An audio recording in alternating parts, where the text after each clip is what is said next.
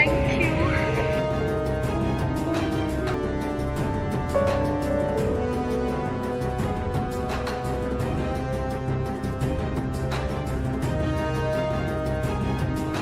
प्यार के अंदर इंसान कुछ भी कर गुजरने के लिए तैयार हो जाता है और यह जानलेवा भी होता है। हमारे देश के अंदर मर्डर के अंदर जो तीसरी सबसे बड़ी वजह निकलकर सामने आई है प्यार है। 10 कत्ल की बात की जाए तो उसमें से प्यार और अवैध संबंध की भी बात आपको सामने आ जाएगी। खबरें जब आप खंगालेंगे तो कई आंकड़े ऐसे सामने भी आते हैं जिसके अंदर लड़के ने लड़की की तो यहाँ पर लड़की ने लड़के की हत्या कर दी। उदाहरण के तौर पर अप्रैल के अंदर ही मुंबई के अंदर विरार में 27 साल के एक लड़के ने अपनी मंगेतर और उसकी मां की हत्या सिर्फ इसलिए कर दी थी क्योंकि वह प्यार करते थे। सोचिए आप, छत्तीसगढ़ के बिलासपुर में भी 22 साल की एक लड़की ने अपने 25 साल के बॉयफ्रेंड को चाकू से गोद कर इसलिए मार दिया क्योंकि उसने इंस्टाग्राम पर उसे ब्लॉक कर दिया था।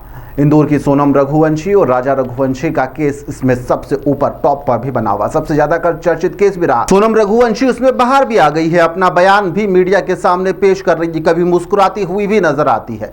अब इन सब के बीच में एक और सोनम रघुवंशी यानी कि सिया का नाम सामने आया है। पुणे से यह घटना सामने आई जहां पर सिया गोयल ने अपने ही मंगेतर केतन अग्रवाल की जान ले ली है, ऐसे आरोप लगाए जा रहे हैं। शुरुआती रिपोर्ट तो यही कह रही है कि सिया इस मामले में ना भी कह सकती थी, ना का मतलब ना होता है, ना की बजाय उसने यहां पर केतन को मारना बेहतर और ठीक समझा। सोचिए आप, हम किस पीढ़ी में जी रहे हैं और कहां पर जी रहे हैं। सिया एक बड़े उद्योगपति की बेटी है, पिता का मसाले का कारोबार है, केतन भी खुद की रियल एस्टेट की कंपनी में डायरेक्टर की भूमिका में है, लेकिन सिया ने एक पल के अंदर सब कुछ खत्म कर दिया।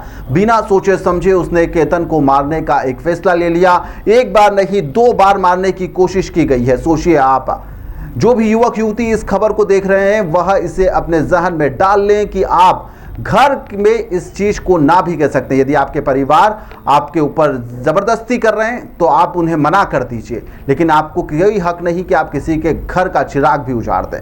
राजा रघुवंशी जैसा हत्याकांड पुणे में एक बार फिर ऐसी कहानी लिखी गई और पुणे के ग्रामीण के पुलिस अधीक्षक संदीप सिंह गिल इस मामले में अपना बयान भी जारी कर चुके हैं। 18 जून को यह पूरी वारदात हुई थी। उनके अनुसार केतन और सिया की सगाई हो चुकी थी और जल्द ही उन दोनों की शादी भी होने वाली थी। जून के सप्ताह में यहाँ पर केतन और सिया की प्री वेडिंग शूट भी हुई थी। वह दोनों बाली भी गए थे, लेकिन यहाँ पर पासपोर्ट चोरी हो जाने के कारण उन्हें मुंबई हवाई अड्डे से वापस भी लौटना पड़ा था। वह बाली नहीं पहुंच पाए थे। बाली की यात्रा जो थी वह रद्द करनी पड़ी थी।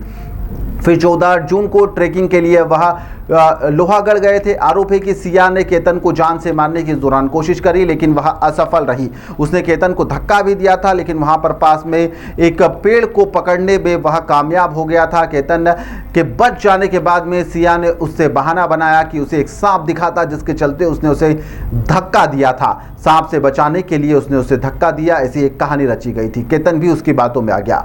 18 जून को एक बार फिर से केतन और सिया ने लोनावला जाने की एक योजना बनाई। इसके बाद उसमें चेतन भी शामिल था। दरअसल सिया और केतन अपने जन्मदिन का जश्न मनाने के लिए दोस्तों के साथ में लोहागढ़ की जो किला है वहां पर जाने वाले थे। केतन उसके जाल में फंस गया और सिया ने चेतन को भी उसी किले के यहाँ पर बुला लिया और दोनों ने मिलकर उसे नीचे फेंक दिया। केतन की मौत के बाद में परिवार ने सभी कड़ियों को जोड़ना शुरू कर दिया। पुलिस को भी घटना की जो जानकारी थी वह दी गई और जो चोरी छुपे इस मामले में पूरी तरीके से तफ्तीश शुरू की गई, जिसके बाद ने पुलिस ने सिया से पूछताछ शुरू कर दी। उसने अधिकारियों को कई बार गुमराह करने की भी कोशिश करी और यहाँ पर केतन तस्वीरें लेते समय पहाड़ी सी चोटी जो थी वहाँ पर फिसल गया। उसका पाँव फिसल गया, जिससे वह गहरी खाई में गिर गया। ऐसा सिया के द्वारा किया गया, जिससे उसकी मौत हो गई, लेकिन उसकी यह बात पुलिस के गले नहीं उतर रही थी। एसपी गिल को भी आप लोगों को सुनना चाहिए। उन्होंने बताया कि इस पूरे मामले में जो केतन था वह एक अनुभवी ट्रेकर था। वह लगातार पहाड़ों पर जाया करता था, उसका शौक था। इसी में उसकी मृत्यु की संभावना गिरकर होने की बेहद ही कम थी। उन्होंने कहा है कि हमने तकनीकी साक्ष्यों की जांच करी, गवाहों से बात करी, गोपनीय सूत्रों को भी यहाँ पर एक्टिव किया गया। कई तरह की जांच रिपोर्ट सामने आने के बाद में जब CDR और IPDR की जांच की गई तो सभी लोग यहाँ पर उनके बयान दर्ज किए गए। और उसके बाद में जो कुछ निकल कर आया आज सभी के सामने है। सिया के बयान यहाँ पर लगातार बदले जा रहे थे। जांच में पता चला कि सिया का चेतन के साथ में संबंध था और नवंबर के आसपास होने वाली केतन के साथ में जो आलीशान शादी थी उससे वह नाखुश थी। सोचिए आप, 17 करोड़ रुपए के आसपास यह शादी होने वाली थी जिसके लिए चार्टर्ड प्लेन भी बुक किया गया था। पहली बार जब सिया असफल हुई तो उसने दूसरी कोशिश करी और अपने प्रेमी की उसमें मदद भी ली गई। ग्रिल ने यहाँ पर यह भी बताया कि दोनों ने मिलकर केतन को चट्टान से नीचे फेंक दिया।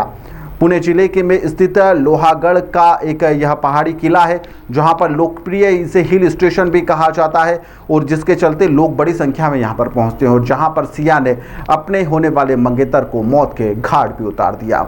सोचिए आप किस तरीके की मानसिकता रही होगी कि एक नहीं 2 बार इस तरह की कोशिश की गई। क्या सिया के हाथ नहीं कांपे होंगे? क्या चेतन ने उसे समझाया नहीं होगा? क्या उन्हें डर नहीं था कि वह दोनों पकड़े जाएंगे? क्योंकि बताया जा रहा है कि जब सिया थी वह सोशल मीडिया पर काफ़ी एक्टिव रहती थी और जब केतन मरा तो उसने अपना सोशल मीडिया पर स्टेटस भी लगाया, काफ़ी दुख भी जाहिर किया गया। लेकिन जब केतन की बहन ने पूछा कि आखिरकार हुआ कैसे, जब बार बार उससे बातचीत इस बारे में की तो उसके चेहरे के हाव भाव चेंज होने लगे थे। वह हर बार कुछ एक चीज़ मिस करने लगी थी। ऐसे में उसकी बहन को शक हुआ।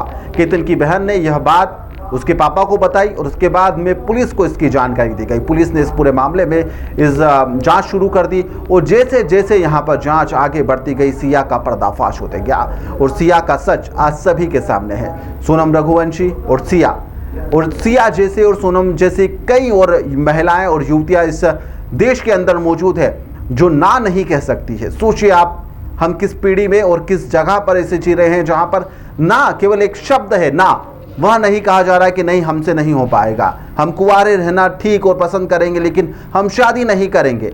सोचिए आप, एक ना नहीं किया कहा जा रहा है और किसी के घर का चिराग उजाड़ दिया जा रहा है। लड़के भी इसमें पीछे नहीं है। ऐसी कई घटनाएं लगातार सामने भी आ रही है। लेकिन अब यहाँ पर युवतियों का इस तरह से कदम उठाना, वो भी बड़े घर की युवतियाँ और कारोबारी से जुड़ी हुई युवतियाँ यदि इस तरह के घटनाक्रम को अंजाम दे रही है तो सोचिए आप इन बच्चों को पढ़ाने और लिखाने का क्या ही फायदा होगा। और आखिरकार यह MBA कहीं से भी कर ले, अमेरिका से कर ले या फिर फ्रांस से कर ले, लेकिन जो इनकी मानसिकता है उसमें बदलाव किस तरीके से लाया जाएगा। यह घटना हम सभी को झंझोड़ कर रख देने वाली है और इस घटना से हम सबको सबक भी लेना चाहिए। फिलहाल के लिए इस खबर में इतना ही। आप लोग देखते रहिए द लपेटाओ।